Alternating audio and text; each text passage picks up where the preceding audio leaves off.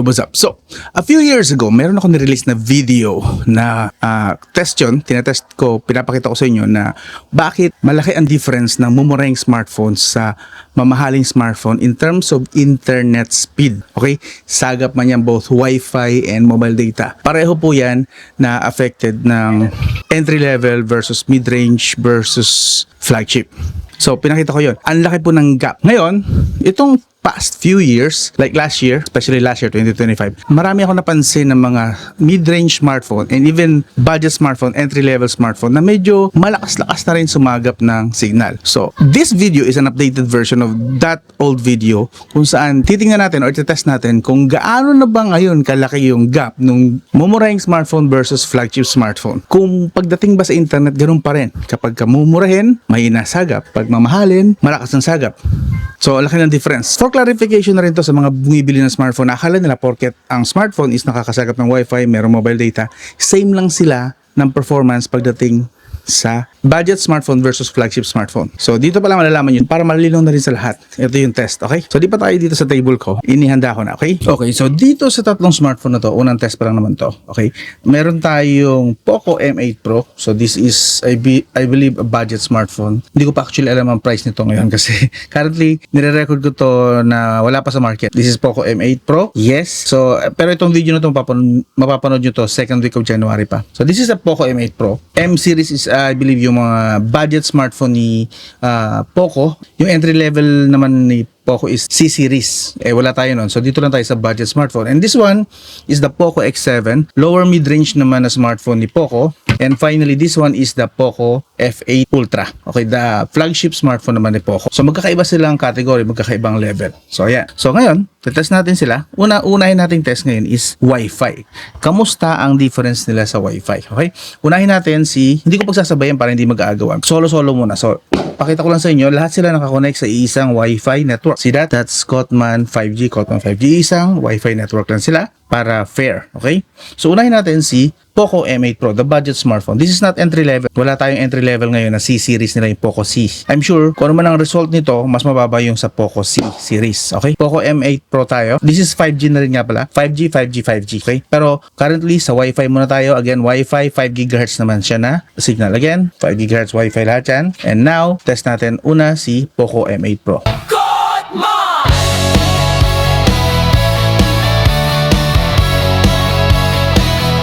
Okay, so the Poco M8 Pro, nakakuha siya ng 25 Mbps.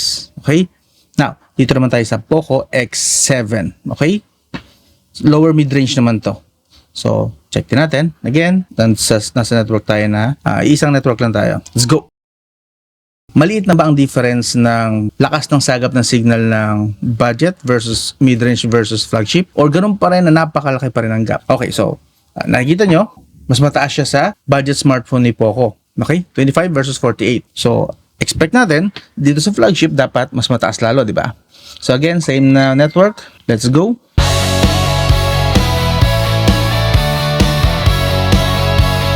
You know, so, kita natin, malaki pa rin talaga pala ang difference versus budget versus mid-range and versus flagship. Kita nyo naman. Hataw agad. Umpisa pa lang. Lahat po yan, again, same network. So, fair po yan. Budget smartphone, 25 Mbps lang ang nasasagap niya. And 48 Mbps naman sa mid-range. And 102 Mbps naman sa flagship. Okay? Also, kung mapapansin nyo, yung signal bar. Wala po tayo sa studio. Nasa labas po ako. Nandito po ako sa may terrace. So, medyo malayo po ako sa router. Gusto ko rin pansinin nyo yung part na to na pagdating sa pagsagap ng signal. Yes, nakikita nyo, naka Wi-Fi 6 din siya. Zoom in natin ng konti. Wi-Fi 6 po yan pero 2 bars. Dito naman sa Poco X7, Wi-Fi 6 din pero 1 bar. Pero at least nakakuha siya ng mas mataas na 48 Mbps. And finally, dito naman sa Poco F8 Ultra, nakakuha tayo ng, again, Wi-Fi 6 din yan, pero nakakuha tayo ng 102 Mbps. Okay? So, pagdating naman sa sagap ng signal, makikita nyo, halos pareho lang naman sila, hindi masyado nagkakali except for the Ultra. So, 1 bar, naglalaro, ito, palaro-laro siya ng 1 bar, 2 bars, 1 bar, 2 bars. Ito, naglalaro sa 1 bar lang, pero at least mas malakas pa rin ang sagap niya sa Poco M8. And then, we have here hanggang 2 to 3 bars naman, naglalaro siya doon, pero mas mataas pa rin sa both na test na to. Okay? So, that's for the Poco. Now, lipat naman tayo sa mobile data. Okay, ito. Lahat po yan may 5G, lahat po to 5G. para fair. Okay, 5G na to, 5G na to, and 5G na to. Okay, so off muna natin ang Wi-Fi, lipat tayo sa mobile data. Lahat po to naka-smart SIM card. So fair, para fair din. Wi-Fi, mobile data. Gusto ko lang din remind sa inyo na this test is not definitive. Hindi talaga to yung sobrang accurate. More on simple test lang to para mag-grasp lang natin yung reality na kapag mura, mas mahina ang modem, mas mahina ang sagap ng signal, mas mahal, mas malakas ang signal, di ba? So again, lahat sila naka-mobile data na, lahat sila smart SIM card. So test na natin. Refresh muna natin to. Alright. So Poco M8 muna tayo. Ito naman ngayon ang mobile data speed test. So far, nakita natin 5G. I'm not sure kung nakikita nyo talaga ng malinaw. But here, it goes, nakakasagap siya na maayos naman ng 5G. And decent ang nakukuha natin na signal pagdating sa mobile data. Almost 200 Mbps. Nice. Okay? Very good, di ba? Ngayon, dito na tayo sa Poco X7. Lower mid-range po ito. Hindi talaga siya mid-range kasi yung mid-range nito is Poco X7 Pro. But this one, this is just the Poco X7. So, lower mid-range. Speed test. Again, mobile data tayo lahat.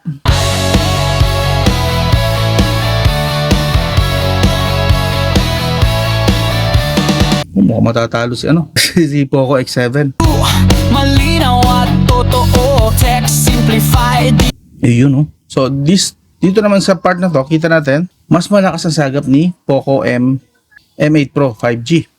Okay, now dito naman sa Poco F8 Ultra, mataas kaya o mababa? So currently, dito naman natin nakikita na medyo nag-improve yung mobile data signal ng mga budget smartphone. Sa Wi-Fi, mahina, yes, pero sa mobile data nakita natin nag-improve. To be fair, this is early 2025 model and this is 2026 model. So yun, kita natin, sa Ultra, ganoon pa rin. Mas malakas pa rin siya compared sa dalawang to. Pero nakita natin yung difference naman. Parang yung budget smartphone, humahabol na sa mid-range smartphones pagdating sa mobile data speed. Di ba? Ang laki na improvement niya, no? Ulitin natin. Baka fluke lang ito. Mas maganda double test natin sa speed test ulit. Hopefully, ganoon pa rin. Nakikita natin dito kung malakas talaga malakas talaga po, mahato pa ng 200 Mbps. Bagong labas na phone, gusto mong malaman. Okay, 192. Consistent sa 190. Sa bawat review, malinaw at totoo, text simplified, di ka na maguguluhan bro. Basta smartphone, kami ang bahala. Kahit budget o flagship, lahat may tala.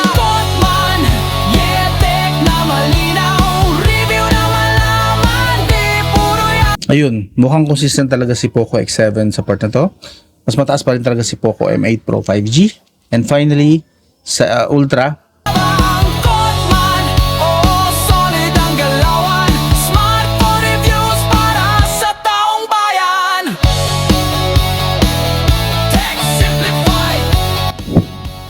okay, so kita natin mas malakas pa rin sa Ultra.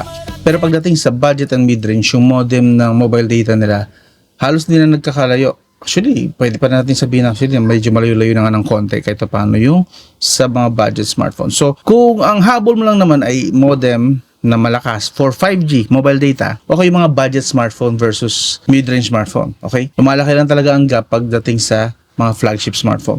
That's mobile data. Okay. Now, lipat naman tayo sa ibang brand. This is Poco, di ba? So, how about try naman natin? Okay. So, ito naman, mobile data test tayo. Ngayon, medyo inano ko na yung mga available na smartphones dito. So this one sa dulo is the Poco X7. And then we have the Nothing Phone 3A Lite. Yes, the Lite version ng Nothing Phone 3. This is the Poco M8 Pro 5G with Qualcomm Snapdragon 7S Gen 4. And then ito naman naghalo tayo ng Infinix GT30 Pro, the Pro version. This has Dimensity 8350. So, mas malakas ito versus sa mga to. And then, finally, we have the Qualcomm Snapdragon 8S Gen 4 sa Nothing Phone 3. Okay? And then, sa flagship naman, nag-iisa lang nilagay natin, ginamit natin. This is the Poco F8 Ultra. Okay? So, again, lahat sila naka-mobile data. Lahat sila naka-smart na SIM card. So, same lang para fair. Okay? Lahat po yan. No, except dito, tagay natin to. Lagay natin sa mobile data. Yan. 5G, 5G, and 5G. Okay, lahat sila naka 5G din. As you can see. So now, test natin yung mga kakayahan nila naman sa mobile data. Okay?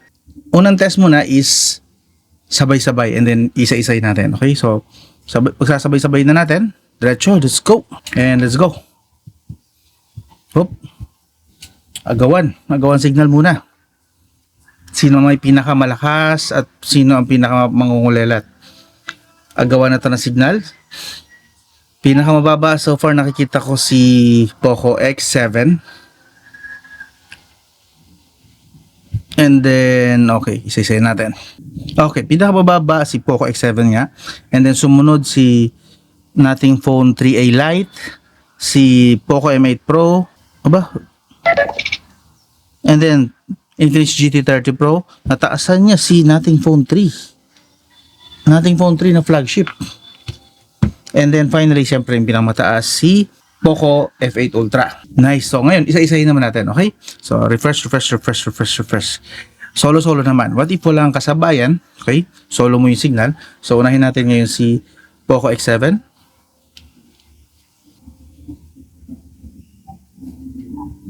Again, naka-mobile data tayo.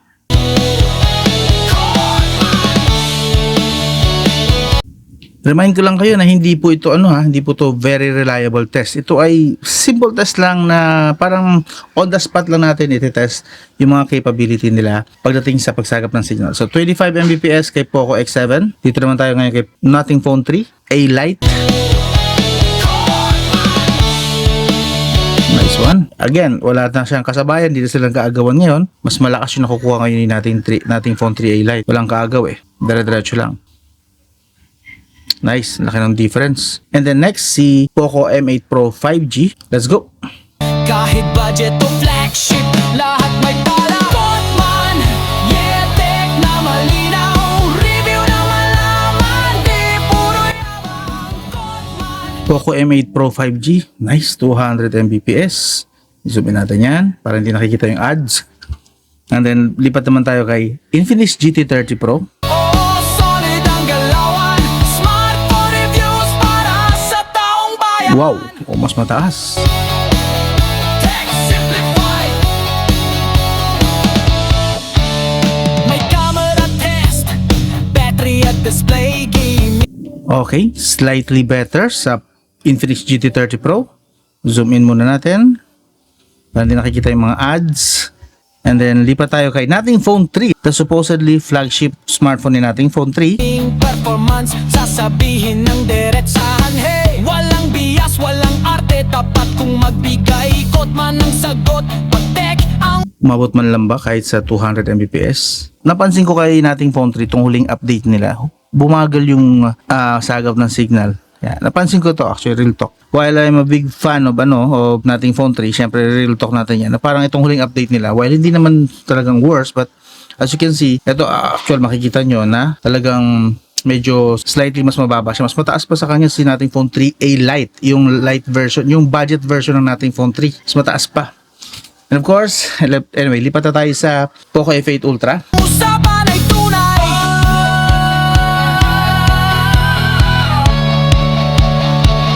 Tech simplified, Kotman. Okay, so finally nakakuha tayo dito sa Poco F8 Ultra. Yun. So, difference, hindi masyadong nagkakalayo pagdating dito sa mga mid-range and lower mid-range, di ba? So, hindi sila masyadong lumalayo pagdating sa Ultra. Pagdating sa mobile data po ito Ito ay mobile data. Okay, ito naman yung solo-solo. Yung kanina is sabay-sabay and then yung solo-solo. So, yun. Makikita natin na yung pinaka mahina ang chipset. Since this Poco X7 has Dimensity 7300. Actually, same sila nito ni nating phone 3A Lite. Pero for some reason, mas magandang modem ng 3A Lite versus the Poco X7 7300. Okay? And dito naman sa mid-range category, ito sa dalawang to, halos hindi sila nagkakalayo, halos pareho lang. Dito medyo questionable pagdating sa kay nating phone 3. Ito naman, the problem ko rito is yung last update nito Parang doon nagkaroon ng pagbabago difference. Ramdam ko rin nung naghuling update, although hindi naman totally nasira, pero parang na-throttle yung modem ng nating phone 3 na to. For some reason. So, yun. Pasensya na kayo. Ito lang yung available na unit ngayon dito na smartphone na pwede nating i-test. But if you have smartphones din na pwede mong i-test na magkaiba ng category like budget at saka flagship, so pwede mo rin i-test sa sarili mo para malaman mo rin yung difference ng dalawa. Pero ang pinaka-conclusion at pinaka-purpose ng video na to is yung mga budget smartphone to mid-range smartphone hindi na masyadong nagkakalayo pagdating sa modem. Di gaya dati na talagang kitang-kita yung difference ng internet speed nila. Medyo obvious na obvious. But currently, ngayon sa mid-range, halos din sila nagkakalayo pagdating sa sagap ng signal. Ang talagang nangungulelat lang ngayon siguro is yung nandun sa entry level, yung mga below 10K, I believe. Yung mga below 10K, yun, doon siguro talaga obvious yung difference, yung gap ng lakas ng modem versus sa mid-range and especially pagdating sa flagship smartphone. Okay? So yun lang muna at nagpapatugtog na ang kapitbahay ko, baka naririnig na makapiright pa ako. Again, this is not definitive, hindi to reliable talaga na test. This is just a simple test na kung saan pwede na tayo magkaroon ng basis, kahit basic lang, basic idea sa difference ng sagap ng signal ng mga smartphone depende sa kanilang mga categories from entry level, budget, lower mid-range, mid-range smartphones to flagship smartphones. Okay? Next na test naman, alin yung smartphone na brand na malakas kumain ng mobile data sa background. Okay? Kung gusto nyo mapanood nyo, subscribe na lang po. Andyan, subscribe button lang. Sulit na sa akin yan. Kahit subscribe lang, pwede na po yan sa akin. Isang pindot nyo lang para ma-notify agad kayo pagka available na yung video. I'll talk to you again soon. May camera test, battery at display, gaming performance, sasabihin ng diretsahan. Hey! Walang bias, walang arte, tapat kung magbigay ikot man ng sagot.